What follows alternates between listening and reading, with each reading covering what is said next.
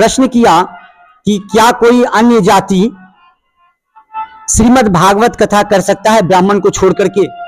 क्यों नहीं कर सकता है?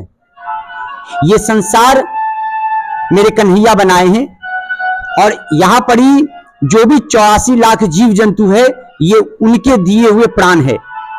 वे परमात्मा ही इस सभी आत्मा में अपनी शक्ति को दिए हुए हैं, इसी कारण आज हम सब इस धरती पर हैं।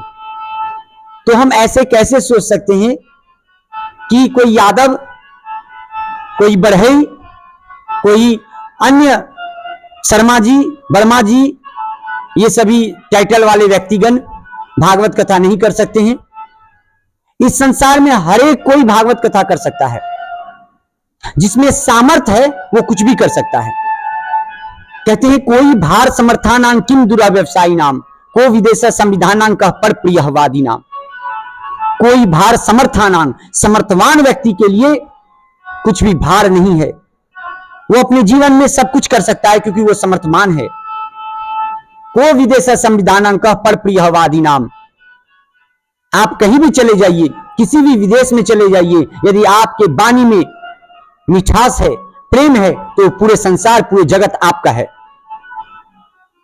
जाति के नाम पर, हिंदी और मराठी के नाम पर, आप बांग्ला और हिंदी का नाम पर यदि आपस में युद्ध करेंगे तो ये युद्ध हमारे अंतिम युद्ध बन जाएगा।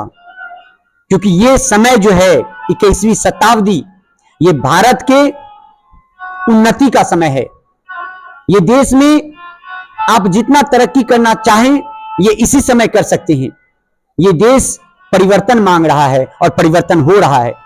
लेकिन आज भी पॉलिटिक्स में रहने वाले कुछ नेतागण भारतीयों के खून को गर्म करके अपनी रोटी को सेकते हैं। चिताओं को जला करके वे रोटी परस करके उसी शमशान घाट में बैठ के खाते हैं। क्यों? तो मैंने अक्सर देखा है गरीबों के लिए लड़ने वाले व्यक्ति ना जाने क्यों धनवान बन जाते हैं। मैंने अक्सर देखा है।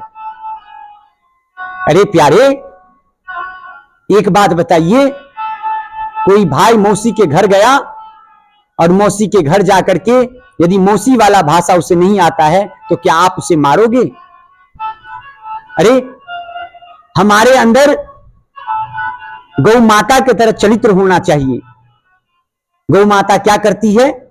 तो एक गाय जब रास्ता भूल जाता है और भूलते हुए दूसरे रास्ते में पहुंच जाता है तो वहां पर ही जो अन्य गाय हैं उस मोहल्ले के, वे गाय उस गाय को जो रास्ता भूल गई है उसका देह चाट के पूछती है, बहना चिंता मत कर, तेरा मालिक आएगा तुझे लेके जाएगा।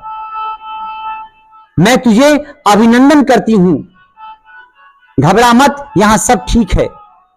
गौ माता आपस में इस तरह बात करती है।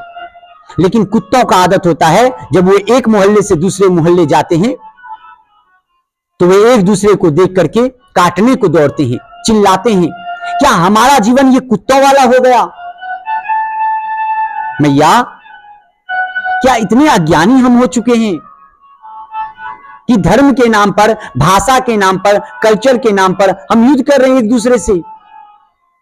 आज समाज में कोई ब्राह्मण, क्षत्रिय, वैश्य, क्षुद्र नहीं रहा। हम सब एक हैं। भाषा के नाम पर युद्ध ना करें, भागवत कथा के नाम पर युद्ध ना करें, समझने का प्रयास करिए। ये सब पॉलिटिक्स सत्ता है, जहां पर ही जो हार जाता है वो दूसरे पॉलिटिशियन का नाम लेकर के, जाति धर्म महजब के नाम लेकर के वो युद्ध लड़ाते हैं हम लोगों में। इससे बचिए। आज नहीं बचिएगा तो कल कोई बाहर वाला आएगा और सर धड़ से अलग करके चला जाएगा आपको। अरे जो सामर्थ्य है, आप यदि सामर्थ्य हैं तो आप कर सकते हैं।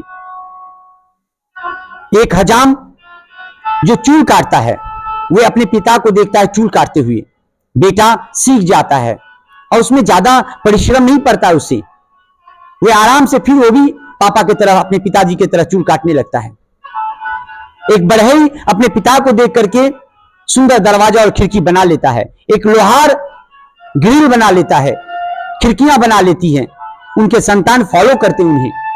उसी तरह जो ब्राह्मण है, जो पंडित हैं, उनके संतान अपने पिता को फॉलो करके वही पूजा पाठ आराम से सीख जाते हैं, गुरुकुल में जाकर के ज्ञान लेते हैं। और एक बात मैं बता दूं, वेद बहुत भयभीत होता है जब उसे अज्ञानी लोग पढ़ते हैं और उसका वाचन करते हैं। जिसमें कम ज्ञान हो उसके हाथ में यदि वेद चला जाए तो वेद मैया भी डर जाती हैं, कहती है कौन अज्ञानी पढ़ रहा है मुझे, कौन मूर्ख मेरा जाप कर रहा है, मेरा वर्णन कर रहा है। इसलिए जाति के नाम पर ना लड़े।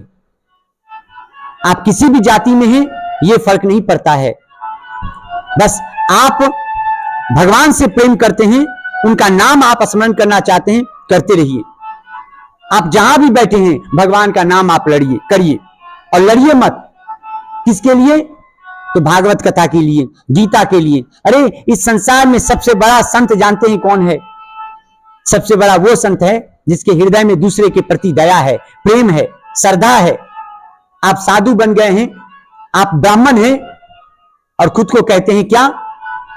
खुद को कह रहे हैं मैं पांडे जी हूं, तिवारी हूं, पाठक हूं, मिश्रा हूं, झा हूं, और ये कह के आप अन्य जाति को यदि आप नीच करते हैं तो असल में आप ब्राह्मण नहीं है। हमारा वेद कहता है न जटाही न गोतो ही न जच्चा होती ब्रह्मणो यमी स सच्चन च धर्मो च सोचुची सोच ब्रह्मणो। न जटाही, जटा रखने से ब्राह्मण नहीं होता है, न गोतो ही, न गोत्र से ब्राह्मण होता है। कौन होता है ब्राह्मण? यमी स सच्चन च धर्मो च, जो जन्म से ही भगवान के प्रति प्रेम रखता हो, भगवान का गुणगान करता हो, भगवान का वर्णन करता हो, असल में वही इस संसार में ब्राह्मण है। इस संसार में अन्यथा और कोई ब्राह्मण नहीं है।